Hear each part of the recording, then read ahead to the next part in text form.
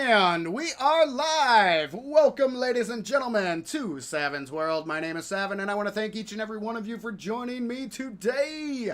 It's Thursday, guys. That means it is stream night. And not only is it stream night, it's actually a very special night, especially if you are a fan of Bethesda Game Studios games, because the long-awaited arrival is finally here of the brand new IP from Bethesda, Starfield. And we've talked about it a bit here on the channel.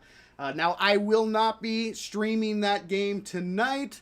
However, it does go live and early access here in about an hour, guys. So I can understand if those of you want to pop off and check out some people who are going to be streaming it. Me decided, no, not going to pre-order. And I'm especially not going to be paying $100 to get, 5 days early access. We'll jump on in due time. But today I wanted to jump in and kind of discuss with you guys what we've learned so far, the news that's come out about Starfield. We discussed this game quite a bit. We went through the direct. I posed a bunch of questions, and a lot of those questions have been answered. The embargo is up, so the review the people who got the early review copies have released some of their non-spoiler reviews, and I've watched a fair amount of those, so I'll give you guys my insight on what they had to say, and we're just gonna have a basic general discussion about Starfield and what we have to look forward to. So before we get started, let me introduce my guest, my good friend Schneidi. How you doing, man? Good to see you. I'm doing well. Excellent. Thanks for joining the discussion, man. I really do appreciate it. Yep.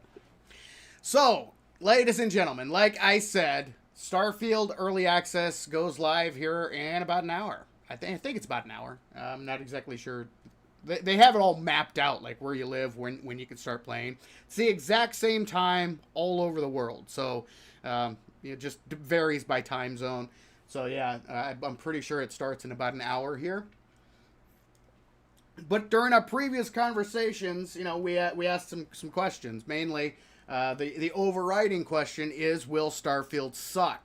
And what I meant by that is, will this be worth the price tag? Are you going to get your money's worth? Is it going to be entertaining, as video games should be? And we're gonna get into that, because I think we have a much clearer picture now that the day is finally upon us. As I said, the embargo has been lifted, so all the people who got the earlier access, the review copies, they've been releasing their initial takes and what their initial thoughts on the game. I do applaud a lot of them. They've been relatively spoiler free, which is nice. I really appreciate that from a gamer perspective, because I don't want that kind of stuff spoiled, I want to experience it myself for the first time. I don't want to hear about it. I want to actually play it and experience it that way. So that was, I applaud them for doing that. But the things I wanted to talk about are some of the questions that we reposed earlier. So throughout, I cut the direct. We watched it in two different streams. If you missed those, you can check those out on Savin's World Live. But we discussed what Bethesda was showing us and what my thoughts were on what they were showing us. Questions that I raised, but the ultimate question of, is this game going to be worth the money? Is it going to be entertaining? Because you can't trust you can't trust the marketing that comes out about big studios. You can't trust what the game's quote unquote journalists say, and unfortunately nowadays you can't really trust the reviewers anymore, just because of how the whole system operates. It's really hard to know who is telling you the truth and who is blowing smoke, trying to maintain their access so they don't lose out on the next big game that comes down the pipeline. So I think that's really what I wanted to get into tonight. Not sure exactly how long we are going to go tonight. We're gonna go hour and a half, 2 hours. I don't know. We shall see. We shall see. Chase, good to see you. Welcome to the stream. Won't be here long. We'll have to moderate for someone who's gonna play Starfield. I understand. Since the game come out here at 8 p.m., well, I'll be for an hour or so. Yep, totally understand. Like I say, it's going to be, I think it actually goes live here in about an hour. So if you want to actually see the game firsthand, there will be multiple options out there for you guys to jump on and go. So the ultimate question, will Starfield be worth it? Let's get into that first. I think Starfield is going to be a love it or hate it kind of game. There are going to be some people out there who absolutely love the direction that Bethesda went, and there are going to be some people out there that are not as big of fans and are going to hate it. But I think for me, I'm probably leaning towards I'm going to probably enjoy Starfield. I think it's going to be interesting. One of the things that came out not too long ago was that this was, and it was a bold claim. They claimed that Starfield is the most polished game Bethesda has ever released, and that's a bold claim. And it seems like that is more or less the case. Is it bug free? No, it's not perfect. There's no such thing as a perfect game, but on a scale of Bethesda games, it does seem to be the most polished game that they have released so far. And what's crazy is this game is releasing, the early access is actually releasing in version 1.7. So if you guys know, most games when they release in version 1.0. And then a lot of times they'll have a day one patch, which will be their version 1.1, which will iron out a lot of bugs at the very beginning. This game is going to be releasing in early access in version 1.7. I think it's a 1.7.1.23 or some weird thing like that. So, yeah.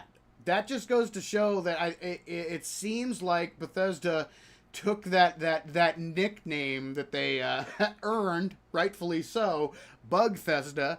They took that to heart, and they actually put some work into polishing the game before they released it, to kind of rid themselves of that moniker, if you will. Ninja, how you doing? Good to see you.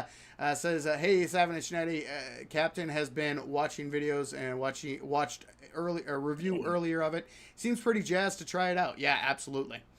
Chase says, what program is bug free today? I mean, if you've toyed with code, you know that the bigger a program is, the bigger is the chance of it having bugs. Because let's face it, programmers are human. Yeah, exactly right. There's no such thing as a perfect game. There's no such thing as a bug free game. And it sounds like Starfield is going to be, not bug free. There are going to still be bugs, but in comparison to past Bethesda releases, it's going to be much better, which that is a plus. That's awesome. So, like I said, bold claim that was made by Todd Howard and kind of echoed by a few other people, but it turns out that actually might be the case, and that Starfield is going to be a relatively smooth gameplay experience with and it'll be relatively bug free. So what are your thoughts on that? Hearing that, Schneidi, that from what they initially said to what's being reported on now, that they might have actually pulled off a pretty well polished game at the very beginning. Um, I'm pretty stoked hearing that, and it, it I and it doesn't being a Bethesda game like being uh not as buggy as some of the other ones. It's not going to take a whole lot to really awesome. I can't lie, and kind of really excited. Just like I said last time I talked to you, just didn't want to get any like Mass Effect game breaking or immersion breaking effects like the no faces ones and stuff like that. Right. Um, uh, so to hear that it's nearly bug free, like that's a pretty bold statement. Yep. But if you're talking about a Bethesda game, it's probably pretty good then. You And from know, what has been reported, initially there were some of those weird, quirky character bugs, NPC bugs, like the hair bugs, where the bugs were people's that their hair wouldn't load in properly, so they'd be bald, or they'd have you know weird hair bits floating off of their skeletons, I I or floating, like they would be floating in air or sinking down. I mean, that well initially those did happen, but after the patch that they released, that actually released before the game and is in early access, a lot of that was ironed out and yeah, gone. and as long as they can get rid of a lot of that before like the big launch, then that's okay. It's when you start talking about uh having those like uh uh weeks or even months into the launch of the game when they've still been working on trying to fix things and and nothing's been done. Like uh Cyberpunk 2077, like Yeah. that was a bad launch, and then they had game breaking and bad bugs for like quite a while before they started ironing things out, and Right. that left and it was quite a while before it got to be a decent playable state. And I remember watching people play that game, and it looked frustrating to play at times. Yeah, So absolutely, absolutely. That's a great example. And if you want to go back to Bethesda, 76 was the same way. So many just bugs left, right, and center, and it took them months and months and months even to iron out some of the basic glaring bugs. But yeah, and unfortunately, that's commonplace in a lot of big developer games these days, and even smaller studios have issues like that. But what's really frustrating is they get their marketing machines rolling, they get the hype rolling, and then everything they say turns out to be a lie, and it's that's the really frustrating thing. And then trying to skirt around the lies, like, oh no, that's not what we meant, or you took that out of yeah, context. No, dude, just admit it. You fed us a line of crap, because there's no way a lot of these games developers could even play them for 10 minutes and not see the problems. I mean, they right. had to have seen the problems, and the fact that people, that developers, studios still will release these games in the state that they do, The it's insulting. the the problem though is it's not always the developers or the studio's fault necessarily. Well, like there's external forces that weigh in on whether or not when they release, like especially back when um GameStop was a thing, like they had a bigger say, but like Best Buy and Walmart, back when physical copies were a thing, like they would have say in when a game would release. So that would put pressure on when games would release, things like that. So that weighed into a lot of the problems with games as well. True. Yeah, there were external factors that did play a role in this, but I think ultimately the blame comes down to the developers have to take responsibility for what they put out, Yeah, true. and they don't. A lot of times they don't. True, true. which is it's so annoying and really unfortunate. And you know that kind of feeds into the problem that we as gamers have at figuring out what is worth it and what's not, because you can't trust the studios. They're never gonna tell you, oh yeah, buy our game. It's a complete pile of steaming dog crap. They're not gonna come out and tell you that. Of course not. Yeah. They're gonna market it like they always do, like it's amazing and wonderful and perfect. And then at the same time, you've got the quote unquote game journalists who are reviewing it, and it's such a incestuous group, because you have the games journalists that the only thing they care about anymore is their access. They want early access to the titles, so they can get their stuff out and be first. Because in this day and age, it's just a fact of the world we live in. It doesn't matter if you're right. It matters that you're first. You could be first with the most crap opinion and say the worst things and be completely wrong about a subject, but it doesn't matter because you reported it You're first. first. Yeah. That means you get the clicks, and when you get the clicks, you get the ad revenue, and that's all they care about. The truth, no matter, it doesn't matter anymore. It's all about being first. So if games quote unquote journalists give you their honest opinion, they can rub the developers the wrong way, and then boom, there they go. There goes their access. Bye bye access, which means they no longer have the ability to be first, which means they will take a big hit when it comes to generating revenue. So that's where the gamers, the actual people who play the games, are the ones left holding the bag, because we're like, well, who do we trust? It's the only thing you can trust is yourself. But in order to trust yourself, you have to plop down the money to buy the game and play it. But the average person doesn't have the ability to purchase and play every single game that comes down, comes available to purchase. You have to be very selective, which is why we used to turn to the reviewers and the games websites and all that stuff in the first place, because they would be able to accurately tell you, okay, this is this type of game. If you're into this type of thing, this might be worth your money. It's a great gameplay experience, blah, blah, blah, blah. But nowadays, you can't trust that anymore, right? You can't trust what they're telling you is the truth. All you can trust is that they're telling you what they need to tell you in order to maintain their access, so they don't piss off the big developers and lose that access. And it's insane. Yep. Let me go through a little bit of the chat here. Let's see. Read some of that from Chase. Remember that game from Ubisoft that had character without skin showing? Yeah. They look like skeletons or something like that. And that bug should have been seen by the devs from their testing. Yeah, absolutely. I think the game was one of the Assassin's Creed games. Yeah, that's exactly right. And it's a lot of developers out there. There's blatant things that they absolutely knew were in the game before they released it, but they go ahead anyway.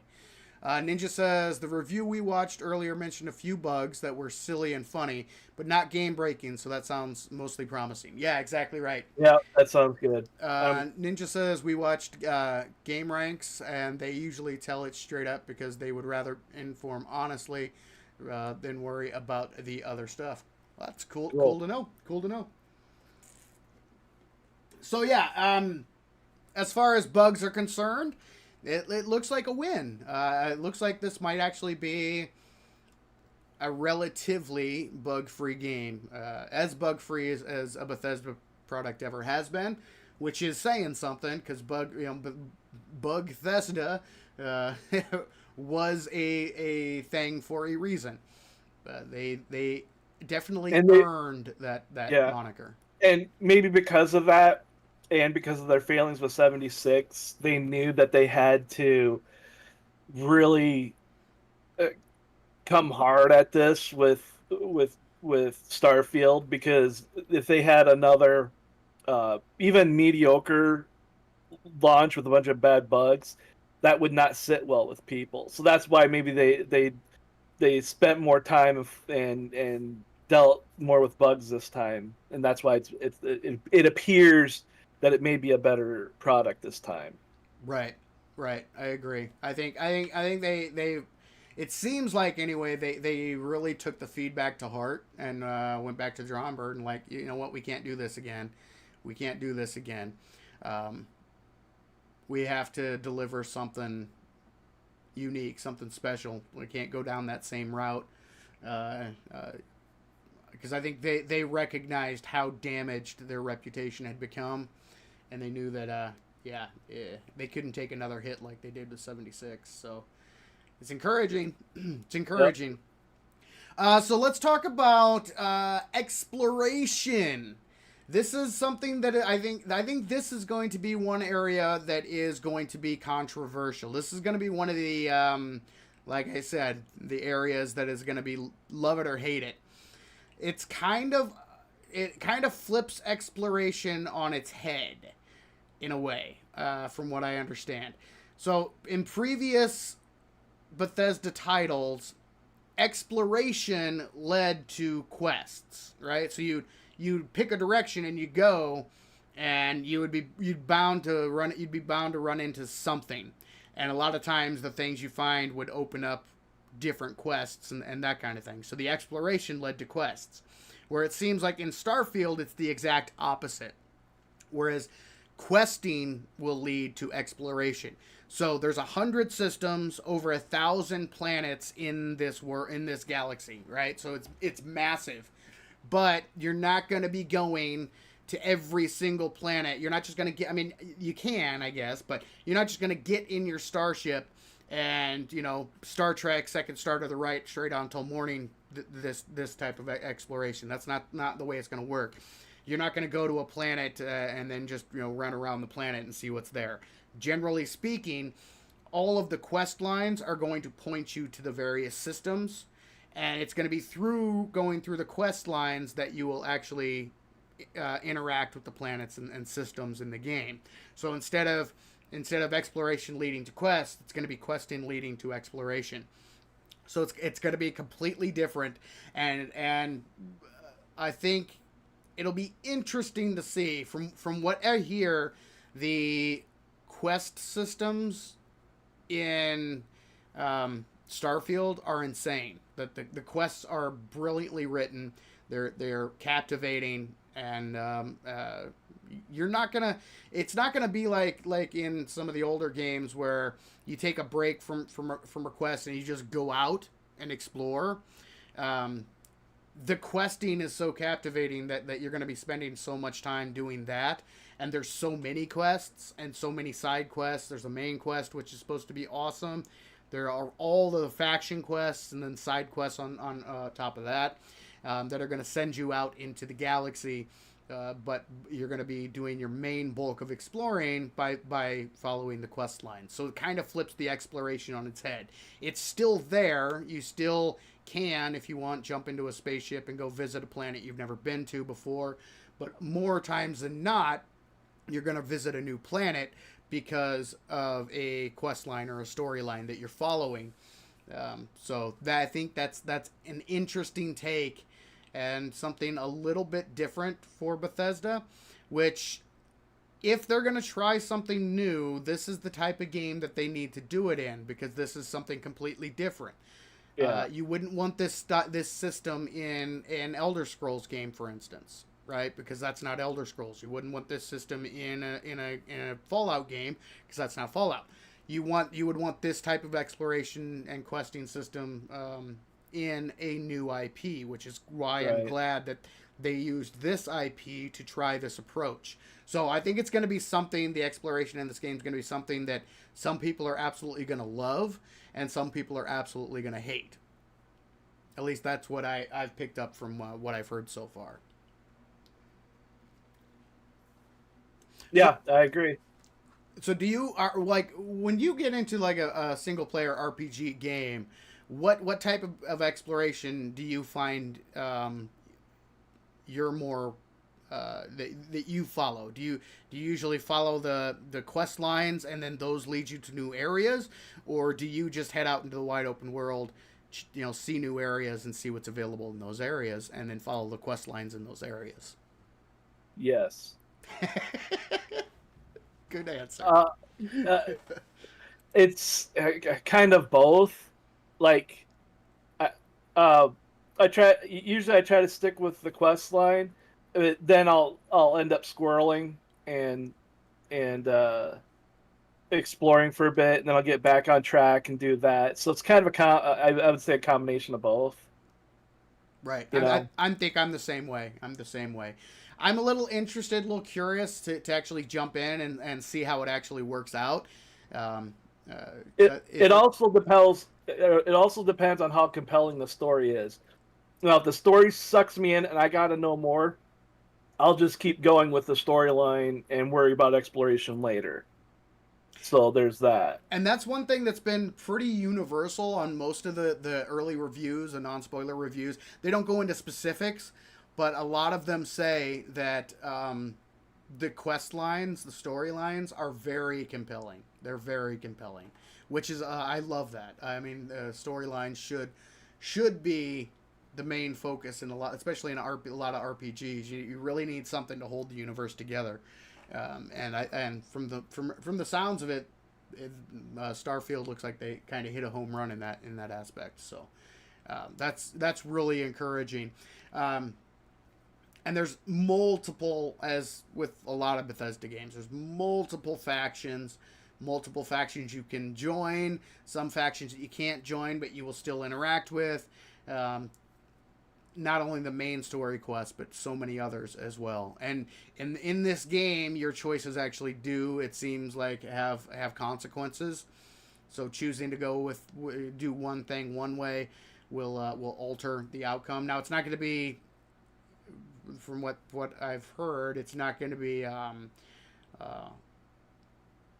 like super like night and day dramatically different, but there is an impact. Your choices do have an impact, which is interesting.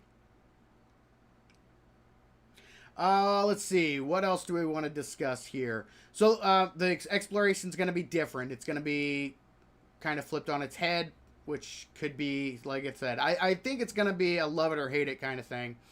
And I think that's going to be the takeaway for this game in general. Some people are absolutely going to love it.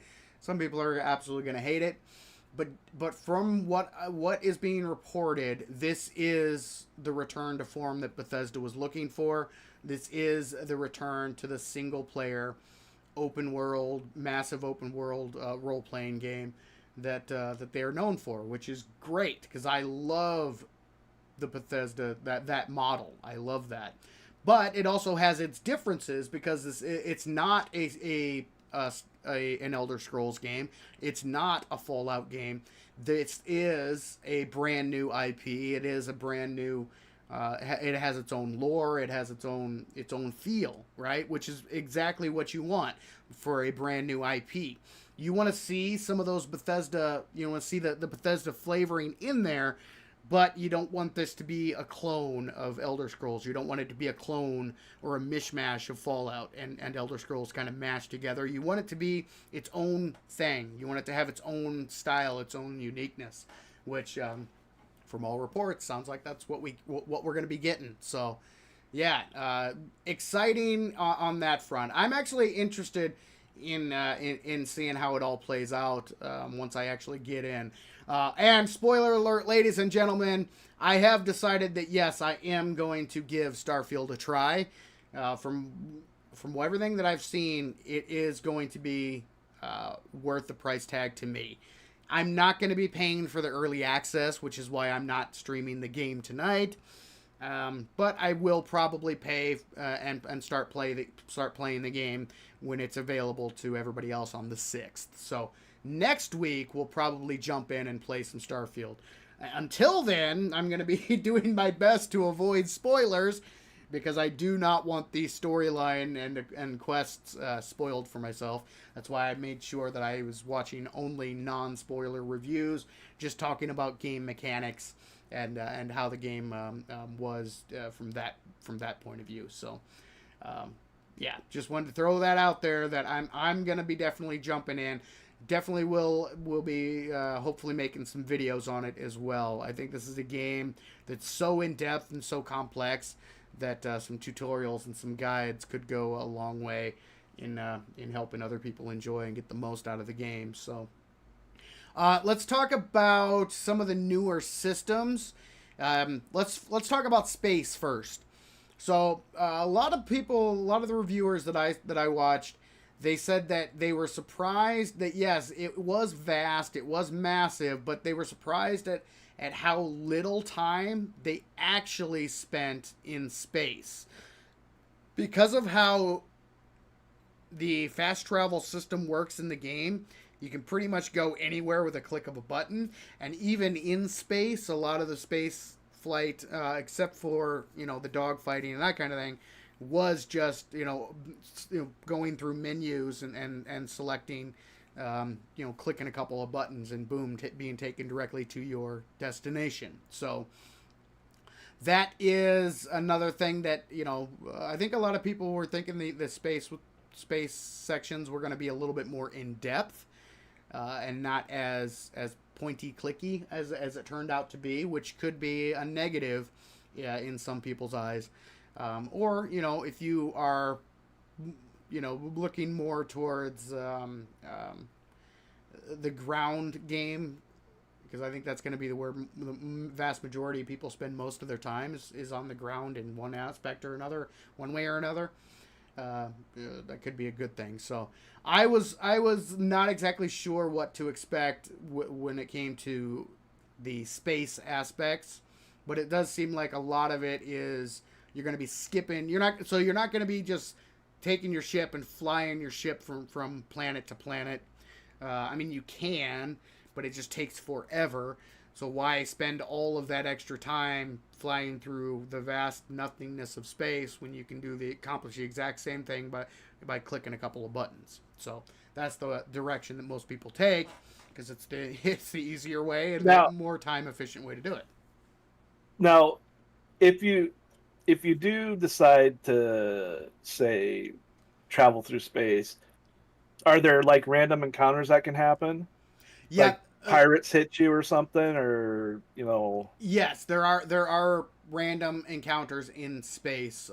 So if you're flying, that, like I said, that's where most of the dogfighting, that kind of thing, a lot of that is random encounters.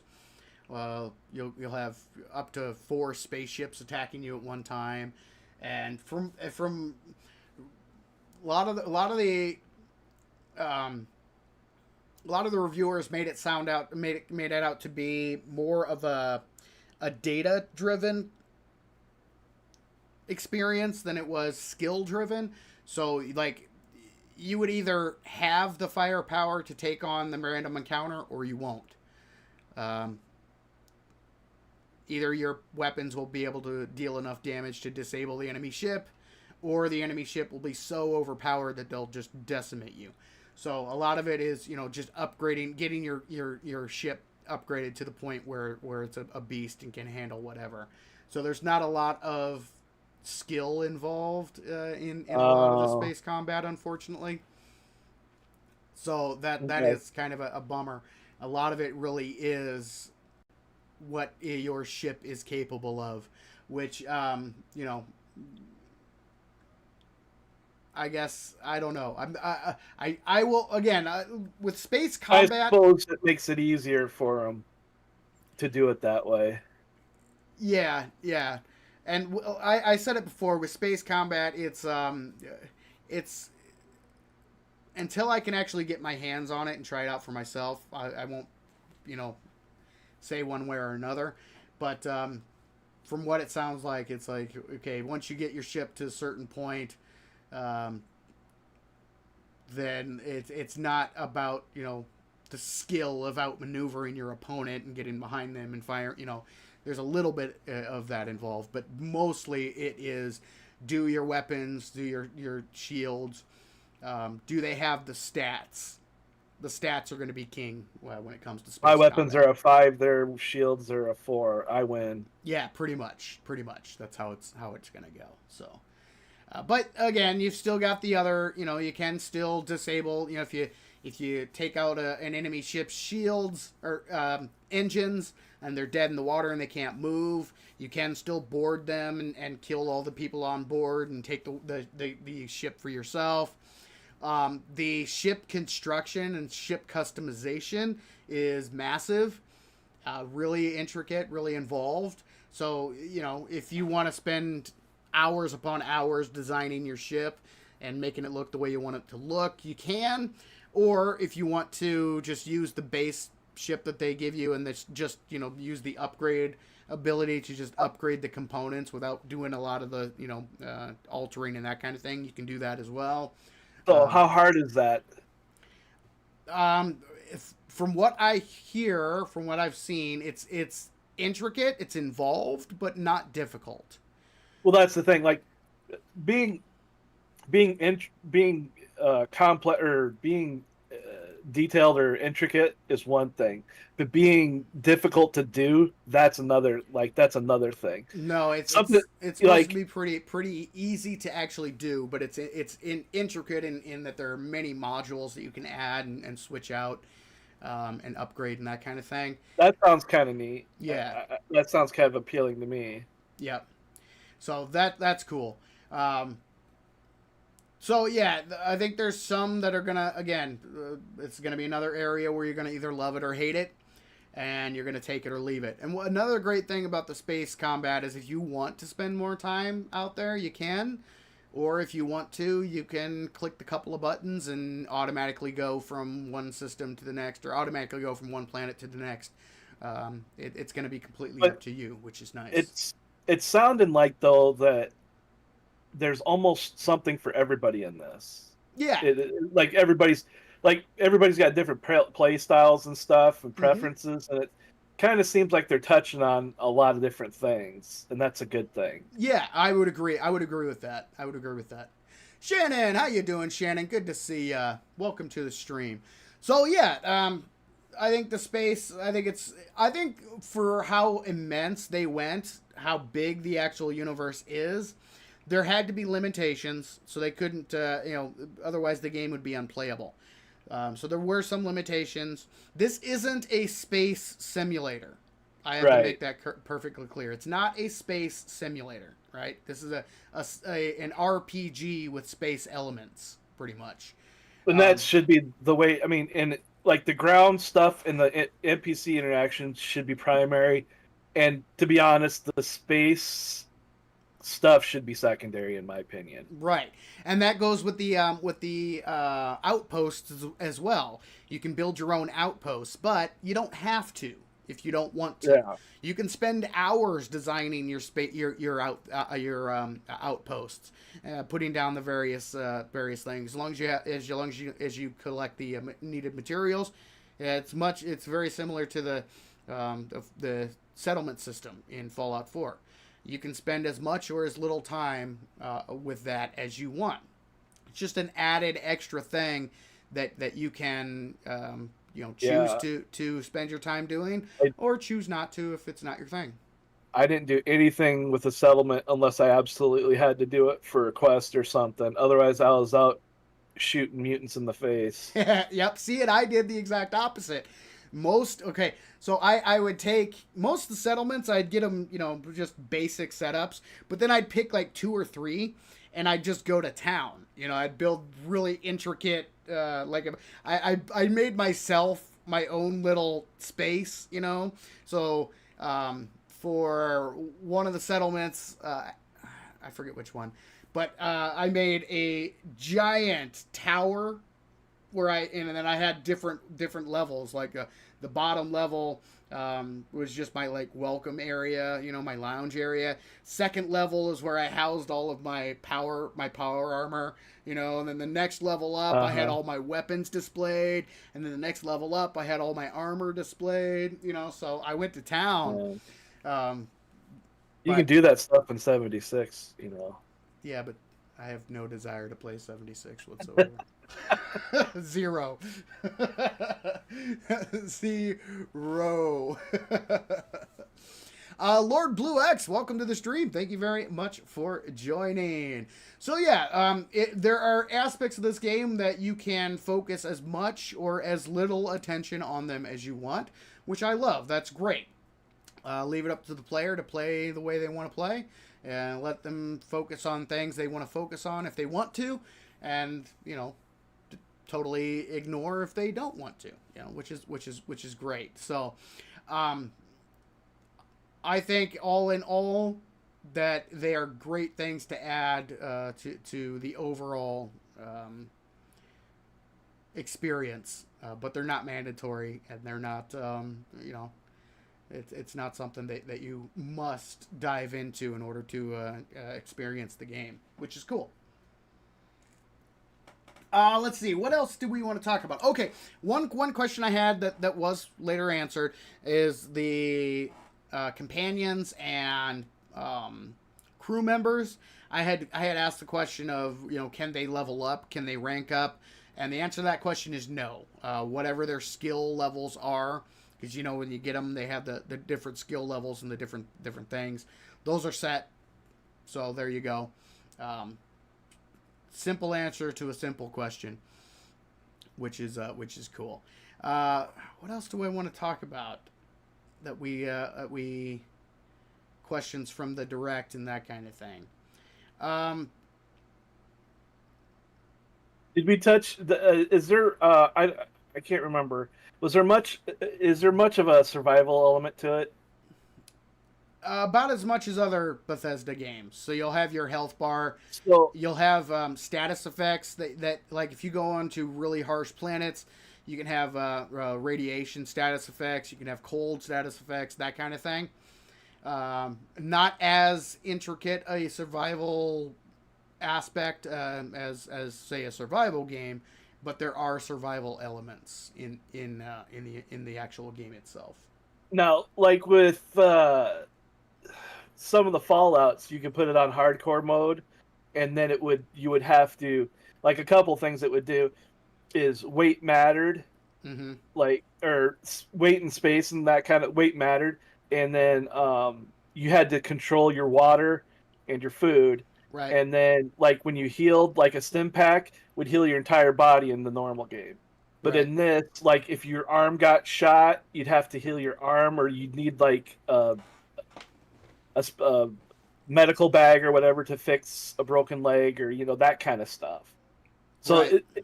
are they doing that kind of stuff in this, or do you know That I how they're? do not know. I don't know if there's going to be like a hardcore mode or a survival mode.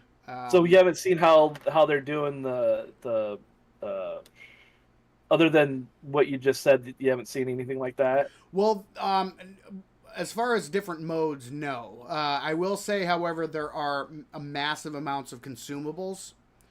So yeah, Yeah, you would almost think they would do that because there's a lot of survival aspect games and it stuff would that people not play. surprise me if they added in some kind of, or there is some kind of hardcore mode or survival mode. Um, so yeah, that would not surprise me at all. But I have not seen that mentioned in any of the reviews that I watched. So as far as I know, I can't answer that question yes or no. But it would be it would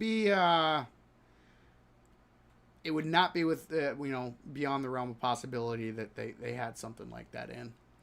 Let's see. Lord Blue says mods will be supporting on console. That's great. XDev was bashing on Starfield because of the mods being only PC exclusive. Later corrected. Good.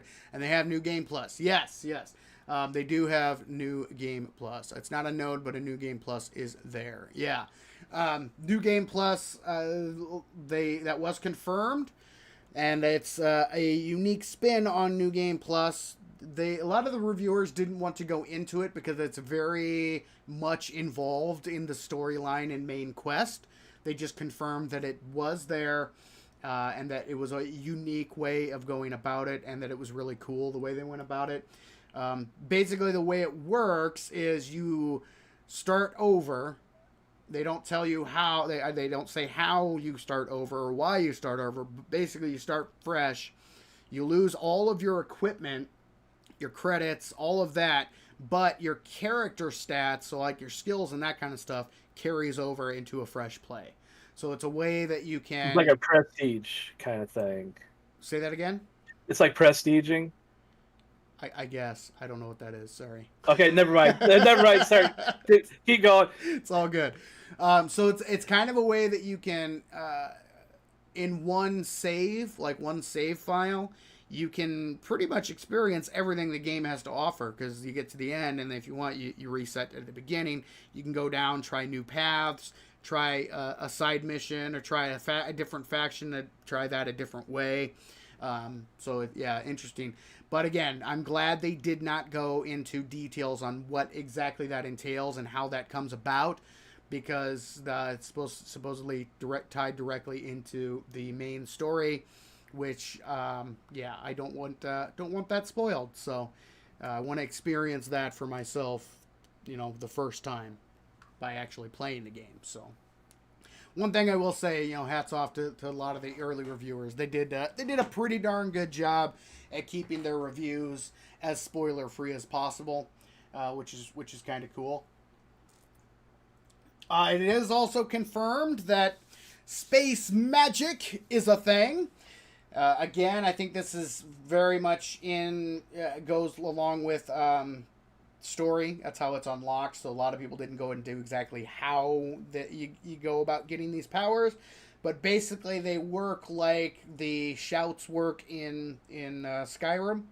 I think there's 24 of them from what I heard that you can unlock, and they give you various benefits and do various things, much like the shouts did in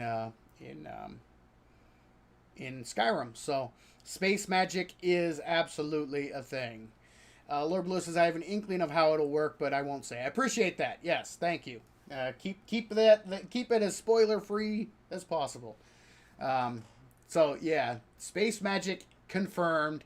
The little teaser they did at the end of the direct there is actually confirmed, and yeah, interesting that they added that little thing in there. So it is confirmed you can be a space cowboy pirate wizard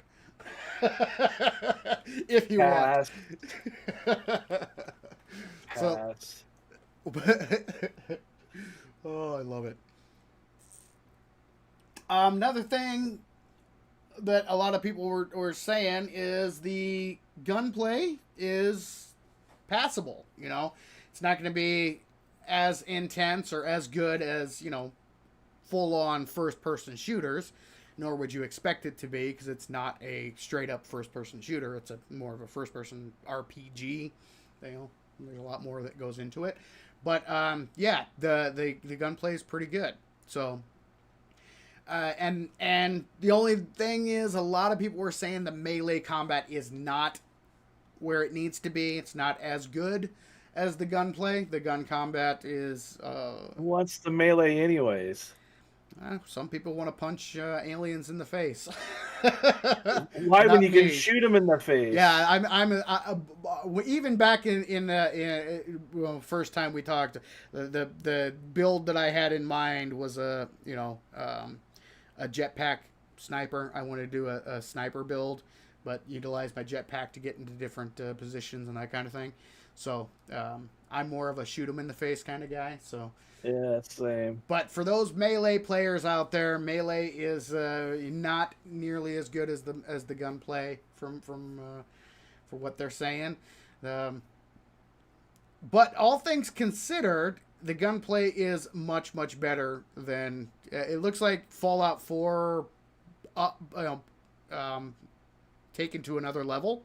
So if you enjoyed the gunplay in Fallout 4, then in Starfield it's even better, which is a plus. I think, because again, like I said, games like this, if you expect the gunplay from a strict first-person shooter, you have unrealistic expectations. That's that's not what these games are about. But they are much improved from where they were in the past. So that's definitely a good thing. Me personally, as long as it's playable, this is another thing that I never put on top of the highest priority list.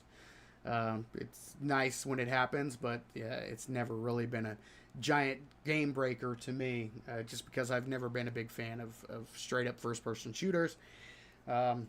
So that being lower on my priority list, it's nice to see that they actually improved where they were back in Fallout 4. But had it been similar to Fallout 4, I probably would have been like, okay, cool. But that's me. What else we got? Trying to think of other things that were covered that were important, because we're getting close to go time here, guys, and I know a lot of you are probably going to want to go watch some actual gameplay, since I'm not going to be bringing you guys gameplay. I don't want to hold you up too long, so I figured we'd probably go at least an hour until people started actually playing and showing off the game live. What else? The progression is supposed to be really cool. The skills make sense. The skill system is different. It's kind of a combination of skill based, as well as, you know, kind of a learn by doing as well as learn by leveling kind of system. Kind of a combination of both. So as your character gains experience, you gain levels. You use those levels to unlock the various skills. But in order to do so, each of those skills have different ranks. So there's like 1 through 4. So a skill will have a rank 1 through 4. You can unlock the initial level 1 of that skill, which is straight skill points. But in order to unlock the higher level skills, you have to actually complete challenges within those skills. So like a rifle skill, you'll have to, kill 50 enemies with your rifle. That'll unlock level 2, and then you'll have to put a skill point into unlocking it. So once you reach the benchmark, that'll give you the ability to purchase the skill with your skill points. So it's an interesting hybrid system, skill system, and it is possible to max out your character. So if you want to, you can grind and get all the XP and unlock everything, although you will want to specialize in the beginning. And it does seem like the progression is pretty well balanced. So you'll have your specialties. You'll want to specialize in certain things, and then eventually down the road you can add in more and more later. But it seems like a pretty interesting system, pretty good system. So I like that you not only do you have to. I like the combination that you get your basic experience by completing quests and killing enemies and that kind of thing, but then you also have specific challenges to achieve within each skill, and that gatekeeps those as well. So interesting. What are your thoughts on that kind of skill system, the way that I've explained it? Is that something that piques your interest, or is it kind of going away from what you personally prefer, Schneidy? I don't know. Like, a lot of the skill systems, I guess a lot of times I have to play it before I pass judgment, because it depending on the type of game you're playing, it depends on what works, if that makes sense. Because some systems will work better for others, and they don't work the same for everything, if that makes any kind of sense. Right. I don't know how to explain it, but I don't know. It sounds interesting. Yeah, I definitely would agree with that. It sounds interesting. I'm looking forward to getting my hands on it and seeing if it's well executed and if it fits the actual gameplay and the way the game progresses. So yeah, that'll be as long as it doesn't impede, I guess. I don't know. Right. And what's cool is because like in some previous games, there's ways to easily like power level your character immediately, and it seems like that's not as easy to do with this system, because of you can gain a bunch of experience and throw all the points into unlocking level 1 of each of the skills. But then to take the skill to the next level, you actually have to use that skill in one way or another in order to open up the next level. So makes more sense. It's kind of, like I said, it's a combination of the learn by leveling as well as learn by doing, which I personally I'm a fan of. So, but we'll see how it's implemented. So that'll be interesting. Lord Blue, have a great night and have a great date with the lady. Appreciate that. Thanks for joining the stream. Really appreciate it. So yeah, it'll be interesting to actually get our hands on and actually try it out. Another good thing, guys, for all of you out there who have Game Pass, this game is going to be available on Game Pass day one. So on September 6th, when this releases to everybody, without having to purchase the extra $30. And even I believe this is right. If you have it on Game Pass and you want to spend the extra $30, you can still get early access on Game Pass. So I believe that is an option. So if you have Game Pass and you just want to try the game out, Game Pass is an excellent deal. Excellent way to jump into Starfield without having to drop down the $70 if you have access to Game Pass. So definitely give it a go. See what you got, and you just might love it. What else do we want to talk about? So we talked about the progression. We talked about exploration. We talked about the starships and that kind of thing. Of course, there are weapons, a myriad of weapons and weapon mods. A lot of the weapon mods, a lot of stuff is locked behind certain skills. So you have to upgrade certain skills in order to unlock certain components or certain mods for your gear. There are legendary items. The item system is tiered, so you have your basic, then you have, I think there's, blue, and then purple, and then legendary is orange or yellow. So it is a tiered loot system, and loot abundance is supposed to be very, very high. So there's loot everywhere for you to snatch and grab. So that's definitely a good thing. Although you will have to be mindful of your weight, because you do have a carry weight, and that can fill up pretty darn quick. But it's just nice to see that they didn't go light on the loot, and that there are tier levels of different items. That is a plus. That is definitely a good thing. What else? Sound. I heard nothing but glowing recommendations when it comes to sound. I heard the sound is phenomenal. The soundtrack is amazing. I heard some actually saying it's the best soundtrack for a Bethesda game. I mean, best soundtrack they've ever heard, and that they cannot rave enough about it. Even better than Skyrim. That the composer, what's the guy's name? He's got a really weird name. I forget. Iman Zur or something like that. I forget his name. Apologize to the composer, because he's very talented.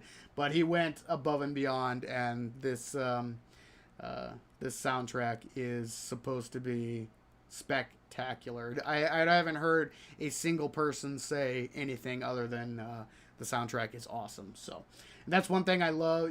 With games, the sound really can set the mood for the game, and if you have a soundtrack that doesn't fit, it can destroy the gameplay experience. So knowing that that's not the case is awesome. So sound, I heard, is amazing. I'm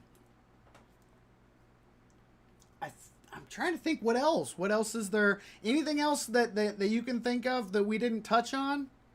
Any questions that you had that I might be able to answer? Schneidy? I can't think of anything. I can't think of anything either. Gameplay supposed to be great. How's the economy in it? I didn't hear any negatives. So a lot of the reviewers didn't go too in depth. I know that sounds weird, but I like good economies in games, because right, like ones where not that they make you struggle to get money, but also because of a lot of games you get to a certain point and it's like money doesn't matter anymore, right, and you're just like, I don't care. Like it does, like you need money to repair your stuff. Well, it doesn't matter. I got billions of dollars at this point. Like, who cares? So I was wondering if they've got that balanced out, So Right. it Yeah. makes it so it's not a slog to get money, but it is a factor that you have to take. Like, I got to watch. You know, That yeah, from what I gathered from the reviews I saw, the money isn't overabundant, but it isn't like uh, entirely scarce. Like you're going to be earning enough money, getting your hands on enough credits to do what you need to do, but it's not so bad as to you're be Scrooge McDucking it after an hour of gameplay. So it seems like it's pretty well balanced. A lot of times, they didn't go in depth into a lot of the mechanics, but I didn't hear anybody come out and say that it's completely wildly out of balance, and that it is like money is worthless or like so easy to get your hands on that you're never gonna have to worry about it.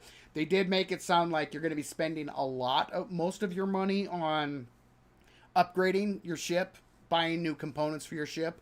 Like the ship construction is going to be pretty expensive, and that you'll be saving up. You'll have your eye on a certain upgrade, and you'll have to do some quests and earn a good chunk of change, and you'll save up your money just to get enough creds together to purchase that. So it sounds like it's not going to be one of those, and I'm sure that somebody out there is going to find a way to there's always exploits and ways around oh things. yeah, yeah, But yeah. generally speaking, I didn't hear anybody say that the economy was completely out of whack. Um, so yeah, take that for what it is. Again, like I said, a lot of them didn't go into much specific detail, just to try to keep things as spoiler free as possible. But um, didn't hear any complaints about it, That's which is good. which is good. So. All right, ladies and gentlemen, we are an hour in. The time is upon us. So for those of you who have early access or want to see somebody playing the early access, I do believe that is available now. So people are actually going to be jumping in and trying out Starfield. I am not one of them. I'm not going to be purchasing the early access. I do think I am going to jump into the game. So maybe next week we'll come back and start our Starfield experience here on Savin's World. But I know that a lot of people are super hyped for this game.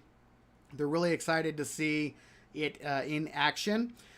So I don't want to hold you guys up if you want to get out there and check out some other streams that are actually playing it live. So I think we are going to wrap things up. But last thoughts. It seems to me like Bethesda may have actually been more truthful in their marketing this time around than not.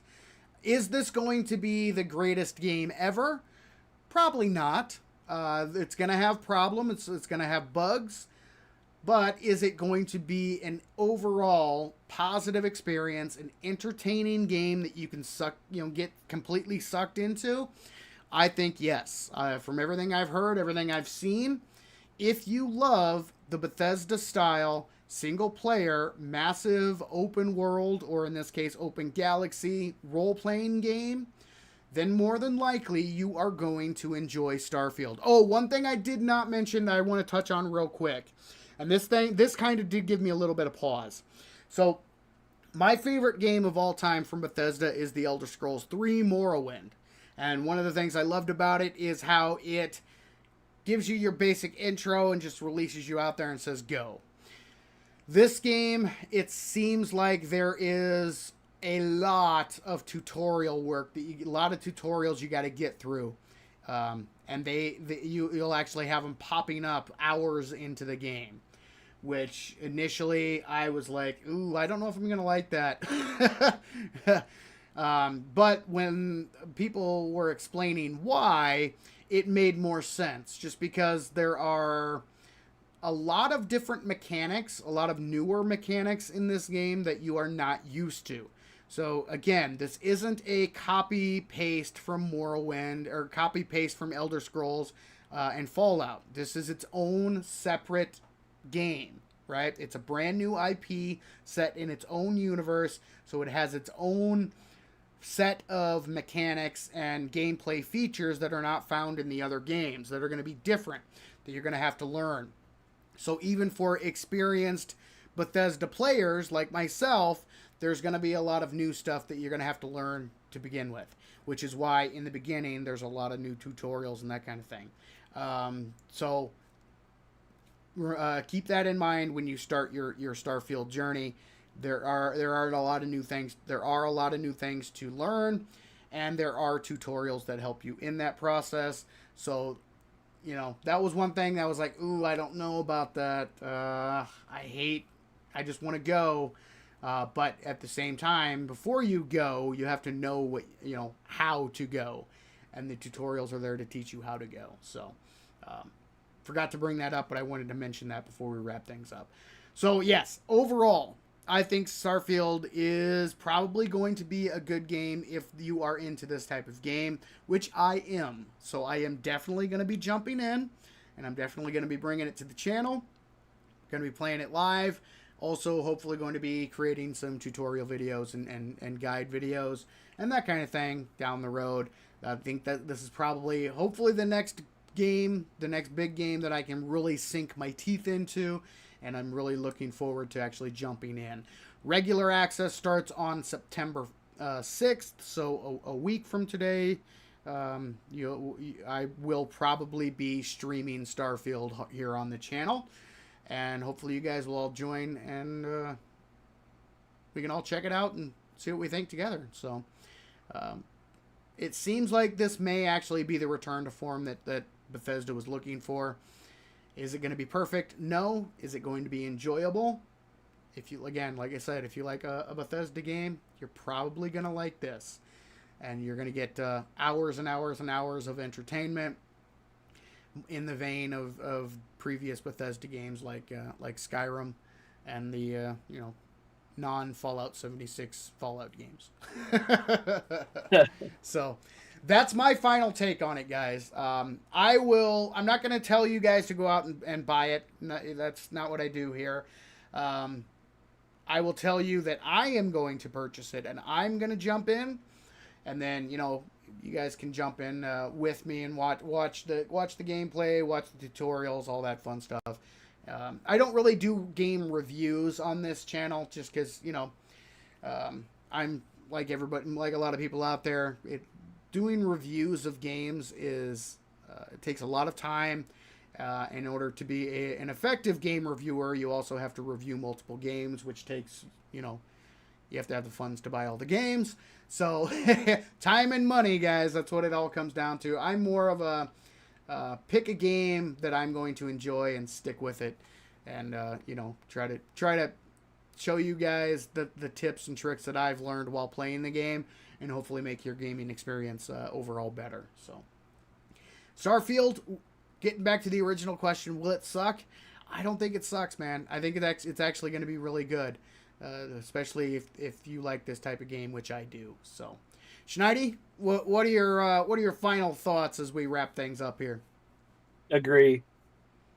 Are you thinking about giving Starfield a try? Yeah. It's supposed to be on Xbox XPass or the Xbox Game Pass. Game Pass. Yep. Yeah, I have that, so I think I'll play it on that. Bastard. Oh, I'm just gonna do because it's something I want to own, but it's something I want to wait and buy, and chances are I'll want to wait till because I'm imagining they're gonna have DLC and stuff like that. So I'll wait till they have a big package, like a Game of the Year bundle or something like that. Because usually they have they start after a year or so, they have a big premium bundle, and that's usually where your bundles start to be worth getting, not the pre-bundle stuff. Because usually because like someone said in the chat last week, when they actually offered physical stuff with it, then those were worth it. Yep. But the pre-order bundles they have now are not worth it at all. No, I agree. The early, because this one, you got a couple skins that, you know what, honestly, most of those skins that you get, you ditch within the first 5 minutes of the game because you're like, oh, there's something cooler I'm gonna get I just got something cooler that looks better than this anyways, and you never use them. Plus, So that's a waste. what's the point of skins in a single player game? Yeah. You know, I never understood Well, you that. gotta look good. Doesn't matter. Yeah, Doesn't matter if you're a single player or not. You gotta look good, man. Come on, Savin. I don't know. Maybe I'm different. Most people, like for multiplayer, they don't buy the skins for themselves. They buy the skins to show off to the other players. You Yeah, know. but like, hey, you gotta look. It doesn't matter where you're in single player. That you always gotta look good. You never I always know. do look good, but I never buy any skins. Well, you can But look better. I agree completely because back in the day, the when you purchased like the deluxe edition or the collector's edition, you got something physical that you could hold in your hands. Whereas Yeah. now a lot of these collector's editions and bundles, they're all. You get like for this one, you get 5 days early access. You get a couple of skins for the game, and you get the DLC, the first DLC. Well, whoop-de-doo. Again, it makes no sense. You're purchasing a DLC for a game that you don't know if you're actually going to enjoy in the first place. So, yeah, nowadays a lot of the pre-order crap is just that crap, not worth it. Which is why I haven't pre-ordered a game in a very long time because it's all digital now. So, nothing really to get too excited about. So Right. Right. and then the same with this one. I'm normally normally I'm with you. I wait until, like, for instance, I purchased Skyrim, Oblivion, and Elder Scrolls. They were on sale. I purchased all three games for my P because I have them on console, but I didn't have a lot of these games that I played thousands of hours in. I didn't have them on my PC. But I purchased all three of the games: the anniversary edition of Skyrim, the Game of the Year edition of Oblivion, and Morrowind. They all have all the DLCs and all that fun stuff included, and they were at such a discounted price. It was like, Yeah. I think I got all of them together for under $30 for three full games with all the DLCs, and then the same with the Fallout. I got all of those. All the DLCs and all the everything for next to nothing if you wait long enough. But this is one that I'm probably gonna jump in just because I think this is a game that you're gonna, once you get into it, if you really get into it, you're gonna sink a lot of hours into. And there's gonna be, number one, a lot that comes with like, this is a very content rich game at launch. There is a lot to this game. Then I add on top of that, they've got the DLCs in the future. And then add on top of that the things that the modders come out with. They always add extra goodies. So, yeah, it's going to be... I think this is a game that is going to be around for a very long time. And people are going to be enjoying for a very long time. And, something that I'm going to enjoy. And I'm looking for a game that I can sink my teeth into. So I kind of want to get started on this, jump into this one, and really get in there and see what it's all about. So Yeah. that's kind of where I'm at. All right, ladies and gentlemen, shorter stream this week, I know, but it's because, again, like I said, I know a lot of you guys want to get out there and experience the game yourselves if you have it in early access, or you want to watch some other people who are actually streaming the game, and I don't want to hold you up. I want to let you guys get to it. So I will do just that. Schneidi, thanks, man, for joining me for the stream. I really appreciate it. Hey, no problem. And Anytime. yeah, I'll be interested to see once you get in what you actually think about the game. So we definitely have to talk about your thoughts on the game. Maybe we'll do another stream down the road where we just sit back and talk about our experiences and that kind of thing. What we thought coming in and how our thoughts might have changed as we progress through the game. So that'll be good. Cool. Yep. Huge shout out to everybody who participated in chat today. Thank you guys all very, very much. And a shout out to everybody who was watching in the background. I appreciate each and every one of you. Special shout out to Shannon, of course, the mod extraordinaire. We'll be back next week, guys, where I think, like I said, I'm going to be jumping into Starfield and actually playing it. We'll be streaming it live. and seeing what the game has to offer. I'm really excited. As far as videos on Savin's World, I have nothing currently planned.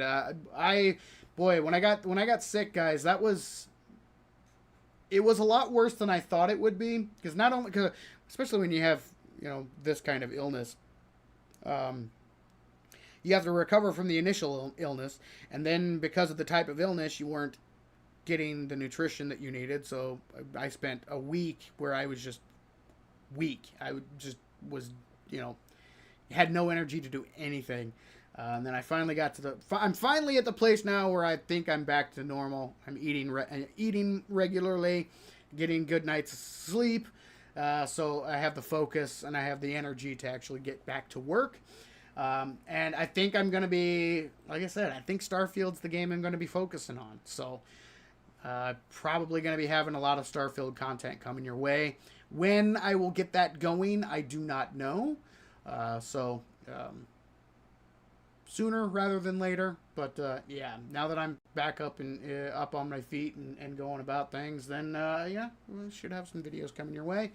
Hopefully not too far down the road. So be on the lookout for those. If you missed any of today's stream, it will be posted on Savin's World Live on Sunday, so you can catch the replay. Again, apologize that it's a shorter stream, but I want you guys to get out there and experience Starfield firsthand. So get out there and do that, guys. It's going to be fun. I'm looking forward to jumping in myself.